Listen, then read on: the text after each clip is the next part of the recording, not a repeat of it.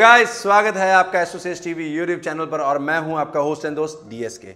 आज के इस वीडियो में मैं आपसे बात करूंगा वर्गो साइन यानी कि कन्या राशि के जातकों की लव, फ्रेंडशिप, मैरिज, उसमें कंपैटिबिलिटी कैसी रहेगी अन्य राशि के जातकों के साथ। सबसे पहले मैं आपको कन्या राशि के बारे में बता दूं। कन्या राशि जो होती है वो बुध की राशि है और बुध ही एक ऐसा ग्रह है जो अपनी ही राशि में उच्च का होता है। ये कन्या राशि वाले जो जातक होते हैं, ये इनकी जो कंपैटिबिलिटी होती है वो बहुत ज्यादा अच्छे लेवल की होती है ज्यादातर लोगों के साथ। सबसे पहले समझते हैं कि मेष राशि के जो जातक होते हैं उन पे सबसे ज्यादा प्रभाव मंगल का होता है। वो इसलिए कि मेष राशि का जो स्वामी होता है वो मंगल होता है और मंगल और बुध दोनों ही एक दूसरे के न्यूट्रल हैं।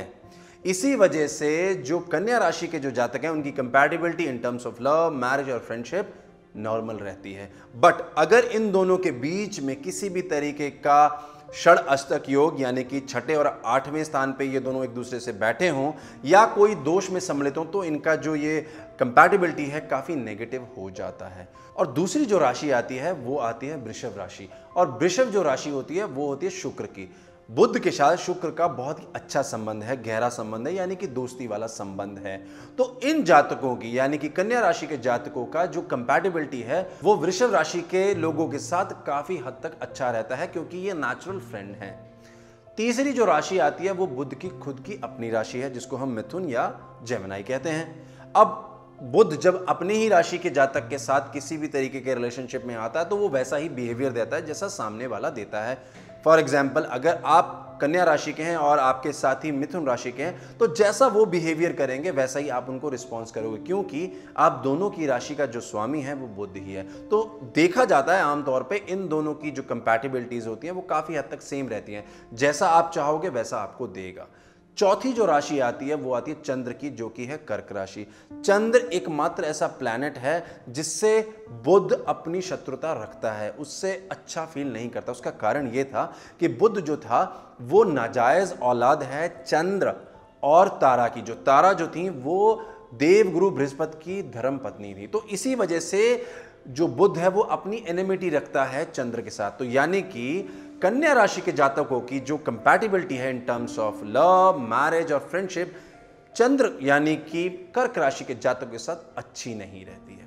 पांचवी जो राशि आती है वो आती है सिंह राशि, जो कि सूर्य की है और सूर्य के साथ बुध बहुत ही अच्छा फील करता है क्योंकि बुध सूर्य के साथ एक बुध आदित्य योग भी बनाता है। तो आप कह सकते हैं दोनों की जो फ्रेंडशिप है वो काफी हद तक अच्छी है। इसी वजह से इन दोनों की कंपैटिबिलिटी भी बहुत अच्छी रहती है। अगर इन दोनों प्लैनेट्स के बीच में किसी भी तरीके का कोई दोष है तब भी इनकी जो कंपैटिबिलिटी है बहुत अच्छी रहती है क्योंकि इनकी जो नेचुरल फ्रेंडशिप है वो इंटैक्ट रखती है इनको। छठी जो राशि आती है वो कन्या राशि खुद की है यानी कि बुध की खुद की राशि आ गई। और जैसा कि मैंने जेमिनी यानी कि मिथुन में बताया था, जब भी बुध अपनी ही राशि यानी कि अपनी ही राशि वाले जातकों के साथ कंपैटिबिलिटी में आता है तो वो वैसा ही जवाब देता है जैसा सवाल होता है, यानी कि अगर आप उनसे प्रेम करते हैं तो वो आपको प्रेम ही देता है। सप्तम जो राशि आती है वो शुक्र की राशि आती है और शुक्र बुध का सबसे अच्छा दोस्त है। इसी वजह से कन्या राशि के जातकों की जो कंपैटिबिलिटी है in terms of love, marriage और फ्रेंडशिप तुला राशि के जातकों के साथ अच्छी रहती है। अष्टम जो राशि आती है दोस्तों वो आती है मंगल की, जिसे हम वृश्चिक कहते हैं। मंगल बुध के लिए न्यूट्रल है, मतलब सामान्य है। तो अगर मंगल इसमें नीच का है या वो किसी भी तरीके से किसी दोष में सम्मिलित है तो आपकी जो कंपैटिबिलिटी होगी वो नेगेटिव में चली जाएगी।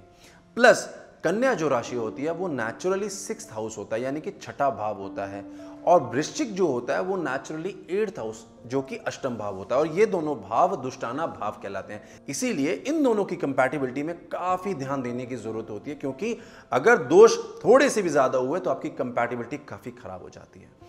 नवीं जो राशि आती है वो आती है धनु यानी कि गुरु की और गुरु जो है वो बुध के लिए न्यूट्रल है। इसी वजह से इन दोनों की भी कंपैटिबिलिटी न्यूट्रल ही रहती है। बट अगर गुरु उच्च का है या वो अपने किसी मित्र राशि में है या वो मूल त्रिकोण या स्व राशि में है तो ये जो कंपैटिबिलिटी है बहुत ही ज़्यादा पॉजिटिव हो जाती है। प्लस क्योंकि गुरु जो है फर्स्ट ग्रेड बेनिफिक है यानी कि प्रथम श्रेणी का शुभ ग्रह है, इसलिए ये कंपैटिबिलिटी आमतौर पर देखी जाती है सामान्य से ऊपर रहती है यानी कि पॉजिटिव रहती है। दसम जो राशि आती है वो आती है शनि की। हालांकि कई लोग शनि को बुध का बहुत अच्छा दोस्त रहते हैं, बट मेरे एक्सपीरियंस में बुध जो है शनि से न्यूट्रल है। तो इसी वजह से जब भी कंपैटिबिलिटी आप देखोगे इन दोनों के बीच में, यानी कि कन्या के बीच में और मकर राशि के बीच में, तो आपको काफी रिजल्ट न्यूट्रल मिलेंगे। बट अगर शनि उच्च का है तो ये रिजल्ट बहुत ज्यादा स्टेबलाइज हो जाता है, यानी कि आपकी कंपैटिबिलिटी बहुत स्टेबिलिटी रखती है। प्लस अगर शनि यहां पे नीच का हो जाता है या किसी दुष्ट राशि में आ जाता है तो आपकी ये कंपैटिबिलिटी ब्रेकअप भी कर देता है। 11वीं जो राशि आती है वो आती है शनि की ही, यानी कि कुंभ राशि की। और जैसे मैंने अभी जस्ट इस राशि से पहले राशि मकर में बताया कि शनि न्यूट्रल है, बट अगर शनि कहीं खराब बैठा है या दुष्टाना हाउसेस में जो कि होते हैं 6, 8 और 12, या वो नीच का है या किसी शत्रु राशि में है, तो आपकी कंपैटिबिलिटी में काफी हद तक हर्डल्स यानी कि रुकावटें आ जाती हैं। तो आपको ये थोड़ा ध्यान देने की जरूरत है कि आपकी कुंडली में दोष ज्यादा हैं कि योग ज्यादा है। आखिरी जो राशि आती है वो आती है मीन राशि, यानी कि गुरु की। अब गुरु क्योंकि न्यूट्रल है, पर गुरु क्योंकि शुभ ग्रह है, तो वो अपनी इस कंपैटिबिलिटी यानी कि कन्या राशि की मीन राशियों वालों के साथ कंपैटिबिलिटी में हमेशा शुभता लाता है, क्योंकि वो एक पॉजिटिव ग्रह है। चाहे वो नीच का ही क्यों ना बैठे, पर वो कभी भी मैलेफिक नहीं हो सकता। शुभता में कमी हो सकती है पर वो मैलेफिक नहीं हो सकता।